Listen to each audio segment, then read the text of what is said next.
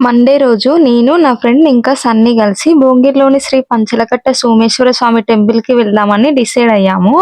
కానీ నేను లేట్ అవుతుండగా వాళ్ళిద్దరూ ముందే వెళ్ళిపోయారు. తర్వాత నన్ను పికప్ చేసుకోవడానికి తిరిగి వచ్చారు. అలా మేము ముగ్గురం కలిసి టెంపుల్‌కి చేరుకున్నాం.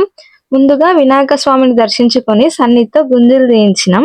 "ఎన్ని గుంజీలు తీసినావు సన్నీ" అంటే, "మీరు కౌంట్ చేయలేదక్కా" అన్నాడు. చేయలేదని చెప్పి మళ్ళీ తీయించినాం. తర్వాత శివయ్యకి జలాభిషేకం చేసి అమ్మవారు, హనుమంతుడు, సీతారామ లక్ష్మణుడు, నాగదేవత ఇలా అన్ని దేవుళ్ళను ఒకే చోట దర్శించుకోవడం చాలా మంచి ఫీలింగ్ ఇచ్చింది. త్రేతాయుగంలో రాముడిపై కోపంతో హనుమంతుడు విసిరిన లింగాలలో ఇది కూడా ఒకటని చెబుతారు. ఈ విషయం వినగానే టెంపుల్ మీద ఇంకా భక్తి పెరిగింది. అమ్మవారి దగ్గర అర్చన చేయించుకొని హారతి తీసుకొని తీర్థం తీసుకున్నాం. ప్రసాదంగా పులిహోర ఇచ్చారు. చాలా టేస్టీగా ఉంది.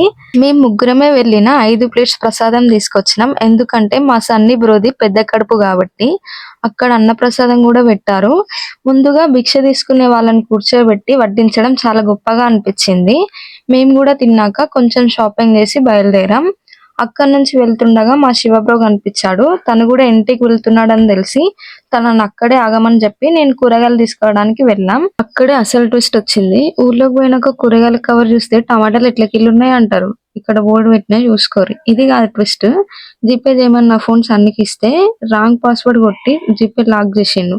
ఇంకేం చేస్తాం, సన్నీ జోబే కాల్ చేసి బిల్లు కట్టేసినాం. అలా ఇంటికి వచ్చేసినాం. ఎండలు మాత్రం దంచి కొడుతున్నాయి.